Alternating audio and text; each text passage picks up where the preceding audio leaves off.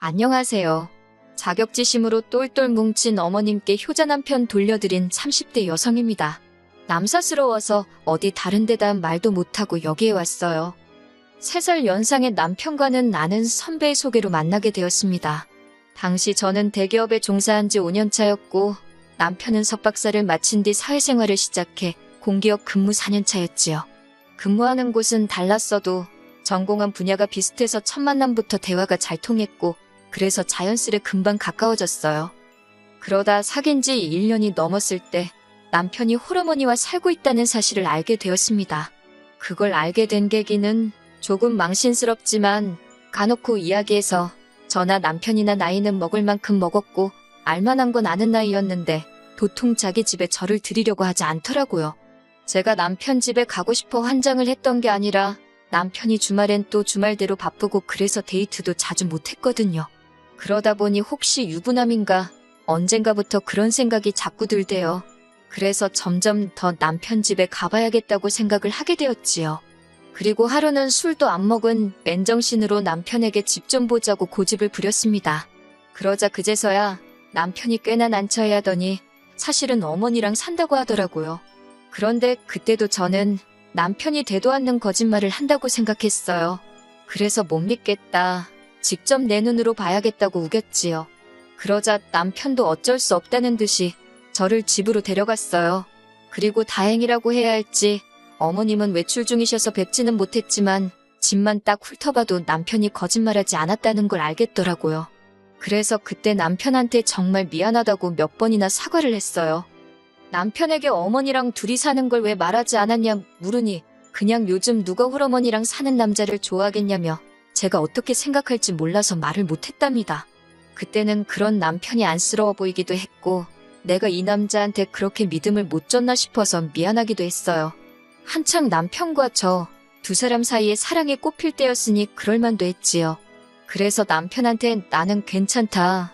홀어머니가 무슨 죄도 아니고 다 이해할 수 있다 했습니다.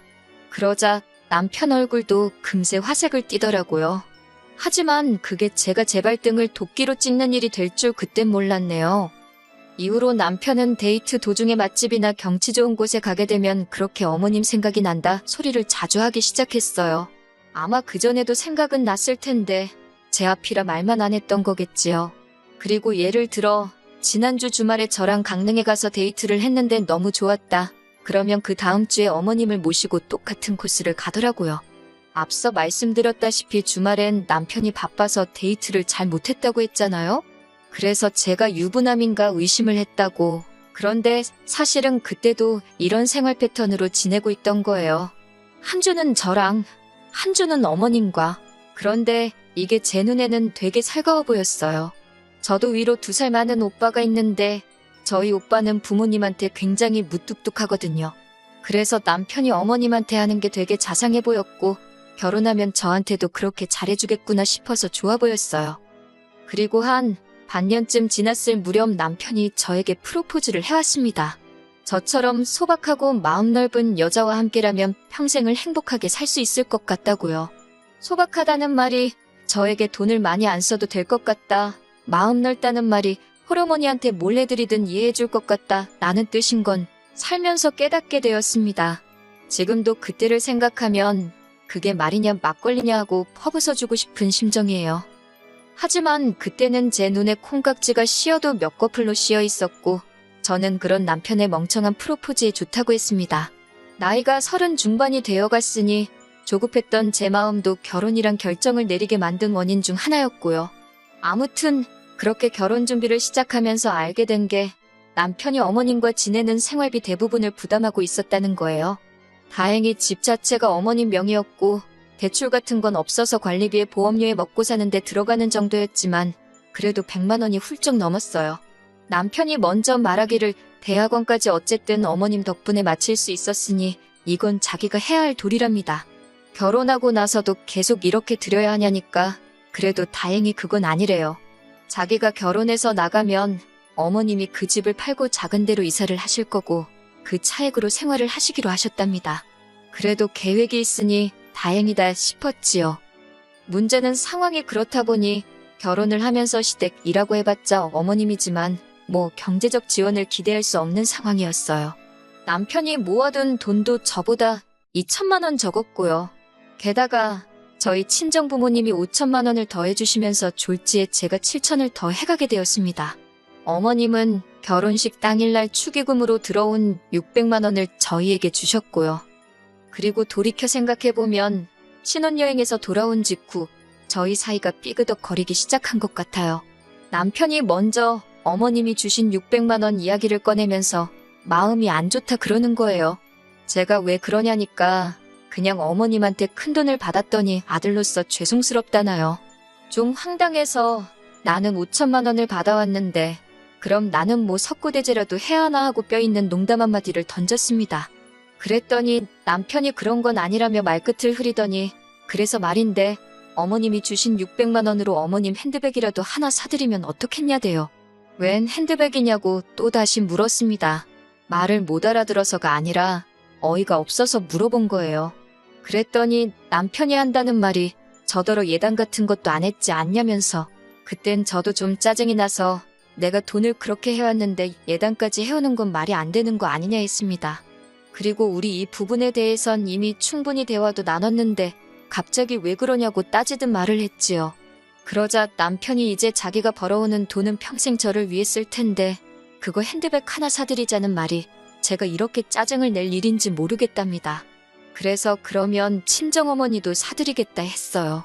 그랬더니 한다는 소리가 장모님은 볼 때마다 핸드백 다른 거 들고 계시던데 꼭 해드려야 되냐는 거예요. 그 말이 어찌나 황당하던지 제가 그러면 어머님은 비닐봉지 들고 다니시냐고 받아쳐버렸습니다. 그랬더니 남편이 저더러 왜 이렇게 예민하냐고 원래 안 이러잖아 이러는데 진짜 화딱지가 나더라니까요. 그리고 결국 일단 두 분 다 핸드백은 안 사드렸습니다. 모아둔 돈도 없어서 친정도움 받고 대출도 받은 상황에 무슨 기분 내기냐고 참으라 했어요. 하지만 이후로 제가 감당해야 할 사람은 어머님을 끔찍하게 생각하는 남편뿐이 아니었습니다. 어머님 자체도 제 고민거리가 되었지요. 결혼 준비를 하는 내내 어머님은 저에게 크게 요구하시는 것도 바라시는 것도 없다 하셨습니다. 그저 둘이서 좋으면 그만이다. 나는 신경 쓰지 마라 소리를 입버릇처럼 하셨지요. 그래서 저는 제가 어머님 복이 있나 보다 했어요. 그런데 막상 식을 올리고 나니까 하나둘씩 이것저것 바라는 게 많아지시대요. 시작은 어머님이 이사를 하시면서였습니다. 남편과 어머님이 살던 집은 20평대 후반에 크지도 작지도 않은 아파트였어요. 그리고 남편 말대로 남편이 저와 결혼하면서 나오고 어머님이 집을 파셨습니다. 그리고는 15평대 아파트로 이사를 하시게 되었는데 그 집을 계약하신 이후로 계속해서 저희만 보면 모두 사야 되고 모두 필요하고 여러 가지 이야기를 하시더라고요. 한마디로 사달라는 소리였는데 참 난처하대요. 한편 그 무렵 저희 친정오빠도 애가 태어나면서 집을 이사하게 되었는데 저더러 김치냉장고랑 TV랑 혹시 필요하냐고 묻대요. 필요하다고 하면 저희 준다고요. 그때 불현듯 어머님 생각이 났고 그래서 달라고 했습니다. 특히나 어머님이 쓰시던 김치냉장고는 15년 가까이 된 제품이었던데 반해 친정오빠가 준다는 건 산지 3년 남짓밖에 안 된 새거나 마찬가지였으니까요. 저는 어머님이 들으시면 좋아하실 줄 알았어요. 그래서 바로 어머님께 전화를 드려서 말씀드릴까 하다가 어차피 주말에 짐 싸는 것도 도와드릴 겸 댁에 가기로 했던 상황이라 그때 말씀드리려고 기다렸지요. 그리고 며칠 뒤 어머님 댁에 도착했습니다. 저희를 보자마자 또 이거 봐라 뭐가 있어야 한다. 저게 필요하다. 그래서 제가 친정오빠 이야기를 꺼냈습니다. 김치냉장고랑 TV는 제가 가져다 드리겠다고요. 그런데 어머님이 저를 어이없다는 듯 쳐다보시더니 하시는 말씀이 지금 당신더러 저희 친정 식구가 쓰던 걸 얻어쓰란 소리냐입니다. 같은 말을 해도 어쩜 그렇게 날카롭게 하시는지 민망하더라고요. 거의 새거나 마찬가지라고 말씀드렸지만 어머님은 무조건 싫으시답니다. 새로 이사 가는데 재수없게 남이 쓰던 걸 쓰라 그러냐면서 제 눈엔 당신이 뭐 거지로 보이냐고 그래요. 혼자 사는 시애미한테는 아무거나 갖다 줘도 얼싸좋다 할 줄 알았냐면서 어머님이 어찌나 노여워하시던지 저도 모르게 눈물이 나더군요. 그러자 남편이 어머님더러 한다는 말이 제가 생각이 짧아서 그런 거니 어머니가 이해 좀 해주세요 그러는 거예요. 생각이 짧다니 짧긴 뭐가 짧다는 건지 황당해서 남편을 쳐다봤습니다. 그랬더니 남편이 얼른 어머님한테 죄송하다 그러라며 강제로 제 머리를 막 숙이려 드는 게 아니겠어요? 그런 남편의 태도에 저도 불쾌해서 이러지 말라 했습니다. 내가 뭘 잘못했냐고. 어머님도 싫으면 그냥 싫다 하시면 되지. 말씀 그렇게 날카롭게 하시는 거 아니라고. 그리고는 죄송하다 짧게 인사하고 먼저 어머님 댁에서 나왔습니다. 남편더러 나는 먼저 집에 가야겠다고 당신은 알아서 하라고 했지요. 솔직히 구차한 말이지만 저는 남편이 저를 따라와 주길 바랬습니다. 하지만 홀씨어머니의 힘이란 제가 생각했던 것 이상이더군요. 어머님 혼자 어떻게 저렇게 두고 가냐며 자기는 하루 자고 올라온다는 남편 말에 가슴이 무너지는 것 같았어요. 그리고 정말 이튿날 늦은 오후나 돼서야 남편이 집에 돌아왔습니다. 그리고는 저더러 할 말이 있다면서 이야기 좀 하자대요. 저도 마음이 상할 대로 상한지라 대화 같은 건 하고 싶지 않았지만 그래도 한 집에서 어디 피할 데가 있어야지 말이에요. 그렇게 남편과 마주 앉았습니다. 남편이 깊은 한숨을 내쉬더니 결혼 전엔 안 그러더니 저더러 왜 이렇게 돈 쓰는데 인색하게 구냐고 물어요. 그걸 질문이라고 하는 거냐고. 결혼하면서 친정에 손 벌려 대출 받아. 우리가 지금 갚을 돈이 얼만 줄 알긴 하냐고 제가 남편에게 되물었습니다. 그리고는 남편한테 당신도 그렇고 어머님도 그렇고 결혼식 하기가 무섭게 왜 이렇게 돈을 못 써 안달이냐고 따졌어요. 당신은 무슨 핸드백 타령을 하지 않나. 그리고 어머님은 우리 결혼할 때 겨우 600 주셔놓고 당신 이사한다고 뭐를 어떻게 해달라고 저러시는 거냐고 따졌지요. 그랬더니 남편이 저더러 어머님 입장에서 한번 생각해보래요. 결혼하기 전이었으면 아들인 자기가 다 해드렸을 것들인데 이젠 제 눈치를 봐야 하니 어머님도 얼마나 고역이겠냐고요. 어이가 없어서 그러면 아들 장가를 왜 보내셨냐고 옆에 끼고 둘이서 알콩달콩 살아야지 하고는 빽소리를 질러버렸어요. 결혼했으면 가정에 충실한 게 맞고 아내한테 상의하고 돈 쓰는 게 맞지 결혼 전처럼 살 거면 뭐하러 결혼을 하냐고 제가 연신 맞는 말만 해댔답니다. 그랬더니 그제서야 남편도 좀 주춤하더니 일단 알겠다고 하대요. 자기는 제가 친정에도 살갑고 이래저래 잘하니까 어머님한테도 그럴 줄 알았다면서 그때 속으로 이 남자가 도대체 무슨 생각으로 나한테 결혼을 하자고 한 건가 그런 생각이 들더라니까요. 그런 한바탕 소동 이후로 어머님 이사하시는데 100만 원 딱 보태드리고 아무것도 안 해드렸어요. 100만 원도 솔직히 제 마음 편하자고 해드린 거지 마음에서 우러나서 드린 돈은 아닙니다. 그리고 이후로 어머님한테 찾아가고 뭐 챙겨드리고 그러는 건 남편더러 당신 용돈으로 하든 어쩌든 알아서 하라 했어요. 그때부터 저희 부부 돈 관리도 따로 하게 되었고요. 이 모든 일이 결혼한 지 6개월 만에 벌어졌습니다. 결혼에 대한 회의감이 들었고 마음 같아서 물리고 싶었지만 나이가 나이인 만큼 주변 사람들 눈도 신경 쓰이고 이혼이 말처럼 간단한 건 아니잖아요? 그리고 이후로 남편하고 그럭저럭 다시 괜찮게 지냈어요. 안 좋은 날이 있으면 좋은 날도 있고 그랬지요. 어머님과의 사이도 좋을 것도 나쁠 것도 없이 지냈습니다. 다만 그 벌은 못 버리시고 저만 보면 앓는 소리 하시면서 뭘 그렇게 사달라 하셨는데 그럴 때마다 저도 대출 갚기 전에는 못 해드린다 했지요. 그렇게 결혼한 지 2년이 넘어가던 날이었어요. 어머님이 건강검진 때문에 겸사겸사 저희 집에 오신 날이었지요.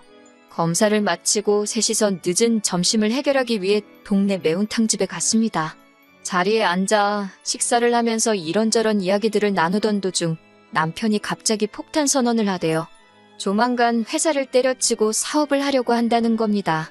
저랑 한번 상의한 적도 없던 일이라 그게 무슨 소리냐고 갑자기 잘 다니던 회사를 왜 때려치냐 했어요. 그랬더니 자기 부서에 일머리도 없고 멍청한 사람이 하나 있었는데 그 사람이 회사를 나가서 창업을 했답니다. 그런데 그게 대박이 나서 지금 사장 소리 듣고 다닌다고요. 그런 사람도 하는데 자기라고 못할 게 있겠냐며 저더러 좀 도와달라나요? 저는 말도 안 되는 소리 하지 말라고 사업은 아무나 하냐고 그냥 회사 생활이나 열심히 하라 했어요. 솔직히 저희 남편이 시키는 일은 잘해도 알아서 찾아서 하는 사람은 아니거든요. 그런데 남편이 그러지 말고 자기 한번 믿어보랍니다. 어머님은 앞에서 당신 아들한테 뭐라고 하는지 두고 보자 하는 눈으로 저를 째려보고 계시지, 남편은 밑도 끝도 없이 사업 타령이지 정신이 하나도 없었어요. 제가 남편더러 사업 아이템은 생각해놨냐, 자본은 있냐 물었습니다. 그랬더니 무인 책방을 하겠다나 어쩐다나 그러면서 초기 자본금으로 1억이 필요하대요. 어이가 없어서 웃었습니다. 제가 남편더러 당신은 얼마나 모아놨냐니까 우물쭈물 하더니 천 어쩌고 그러는데, 저희 남편이 한 달 실수령액이 450 가까이 됩니다. 적지 않은 돈이지요. 그리고 제가 알기로 그 중에서 공동생활비로 100만 원을 내놓고요. 대출이자는 남편이 40, 제가 20씩 내고 있어요. 집을 구할 때 제 돈이 더 많이 들어갔으니까요. 그래도 300 가까이가 남는데 그 돈을 어떻게 썼길래 2천밖에 못 모았다는 건지 황당하더군요. 그리고 당연히 제 의심은 어머님한테로 향했습니다. 나 몰래 어지간히 퍼날랐구나 싶었거든요. 그런데 어머님이 대번에 남편이 얼마를 모았건 어쨌건 그걸 왜 네가 신경 쓰냐며 잔소리를 하시대요. 옛날 같으면 남편이 사업한다고 하면 친정어머니 머리를 팔아서라도 돈을 구해오는 게 마누라의 도리였다면서요. 듣도 보도 못한 말씀에 어처구니가 없었지요.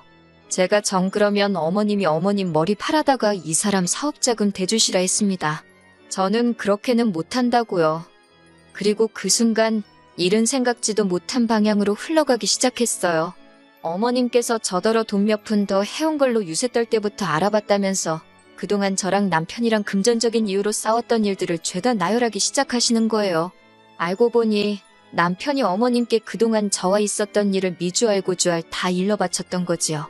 어머님은 어머님대로 제가 당신한테 선물도 안 하고 용돈도 안 드리고 하니까 남편한테 제 흉을 보신 거고, 한마디로 모자지간이 저 하나를 놓고 어지간히 씹고 뜯었던 모양이 돼요.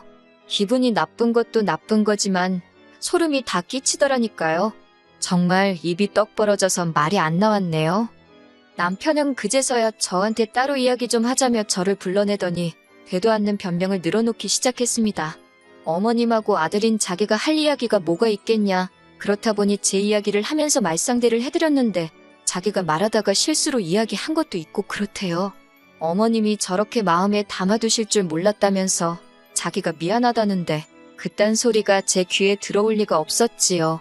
대꾸하기도 싫어서 남편한테 됐다고 했어요. 그런데 그때 어머님이 쫓아나오시더니 지금도 이것 보라고, 당신 아들이 뭐가 그렇게 부족해서 저한테 애걸복걸을 해야 하냐며 남편더러 저한테 사과하지 말라고 악을 쓰시는 거예요. 아무리 어머님이 저보다 윗사람이라지만 어이가 없어서 기가 막히더군요. 제가 남편더러 남 먼저 가겠다 했어요. 어머님 저러시는 거 못 받아들인다고요. 그랬더니 남편이 이번에도 저더러 먼저 가랍니다. 결혼 초와 마찬가지로 이번에도 남편은 어머님을 저렇게 혼자 두고 못 간다며 저더러 먼저 가라고 했어요. 그때 확실히 깨달았지요. 이 남자는 안 변하겠구나. 그래서 뒤도 안 돌아보고 먼저 올라왔습니다. 이번에도 늦은 오후가 돼서야 올라온 남편은 저더러 사업 이야기는 생각해봤냐고 그래요. 그래서 마지막이다 생각하고 1억을 해주면 나한테 갚을 거냐 물었습니다. 그랬더니 부부 사이에 갚고 말고 그런 게 어딨냐면서 대신 자기가 대박이 나면 저는 사모님 소리 듣고 사는 건데 좋지 않냐고 그래요. 그러면서 혼잣말처럼 그러면 평수 넓은 아파트로 이사도 하고 어머니도 모시고 오면 되겠다나요? 꼴 같지도 않아서 제가 됐다 그랬습니다. 1억 해줄 생각도 없고 어머님을 모시고 오긴 어딜 모시고 오냐고. 그 말에 남편도 발끈해서는 자기가 벌어다주는 돈으로 먹고 살면 어머님 정도는 모시는 게 당연한 거 아니냐는데, 아니 사업을 시작한 것도 아닌데 벌써부터 김칫국을 처먹고 있더라니까요. 그리고 이후로 고민 끝에 저는 남편과 이혼을 하기로 결심했어요. 남편을 납득시키는 건 정말 그 무엇보다도 어려운 일이었습니다. 남편은 자기가 이제 결혼도 하고 안정된 삶을 꾸릴 수 있게 된 만큼 그간 어머님께 받은 은혜에 보답하고 싶었던 것뿐이라며 저도 부모가 있으면서 어쩜 그러냐고 원망을 쏟아냈지요. 하지만 전 남편에게 1순위고 싶었거든요. 그래서 남편더러 더 마음 넓고 이해심 깊은 여자를 만나라 했습니다. 그리고 다행이라고 해야 할지 어머님께서 연락도 없이 집으로 찾아와 저더러 매정하고 못돼 처먹은 X라고 어찌나 욕을 하시던지 그나마 남편한테 남은 정도 다 털게 해주시대요. 금전적인 부분은 비교적 원만하게 남편과 합의를 받고 결국 이혼했습니다. 여기까지 오는데 3년이란 시간이 걸렸어요. 어머님은 지금쯤 다시 당신 품으로 돌아온 아들 때문에 행복하실까요? 남편도 더는 저를 신경 쓰지 않고 원하는 만큼 효도를 할 수 있으니 기쁠 거예요. 그렇지요? 저도 제 행복을 찾아서 다시 한번 떠나보렵니다.